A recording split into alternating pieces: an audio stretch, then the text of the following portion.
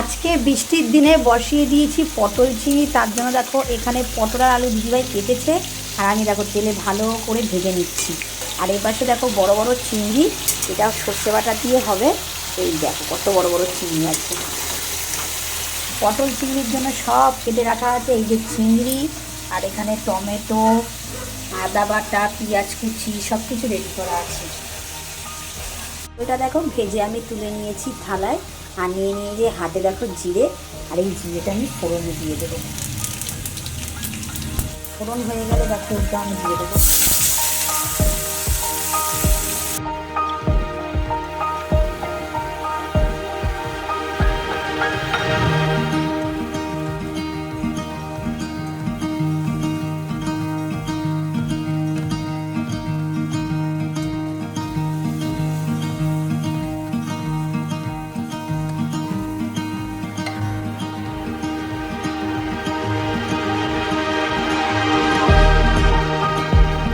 এদিকে বসানো হয়েছে খিচুড়ি। আর তোমরা ভাবছো খিচুড়িটা পটল চিংড়ি দিয়ে খাওয়াবে? আরে না না, তা নয়। পটল চিংড়িটা করেছি আমাদের জন্য, আমরা ভাত দিয়ে খাবো। আর খিচুড়িটা আমার বরের জন্য করেছি। বৃষ্টি পড়লেই জানো তো ওর খিচুড়িটা কিন্তু চাই। তাই দেখো আমি ওর জন্য কিন্তু গরম গরমই আর কি করেছি।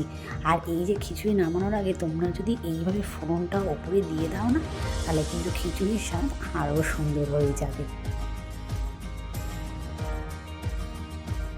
রান্না তো আমার হয়েই গেছে, তাই আমি ওপরে চলে আসলাম ছেলে মেয়েদের খাওয়ার জন্য ডাকতে। আর ওরা বাইরে বসে বসে বৃষ্টি দেখছিল। এখন গরম গরম প্রথমে ছোটরা খেয়ে নেবে, তারপর খাবো আমরা বড়রা। তো আজকের ভিডিওটা কিন্তু এইটুকুই। আমার ভিডিওটা যদি তোমাদের ভালো লেগে থাকে তাহলে কিন্তু সাবস্ক্রাইব করে আমার পাশে কিন্তু থাকবে তোমরা। আর একটা কথা, আমার কিন্তু আর একটা পেজ আছে, সেই পেজের নাম আমি পরের ভিডিওতে তোমাদের জানিয়ে দেবো। আজকের মতো টাটা। যদি ভিডিওটা ভালো লেগে থাকে তাহলে কিন্তু লাইক কমেন্ট শেয়ার করতে একদম কিন্তু ভুলবে না।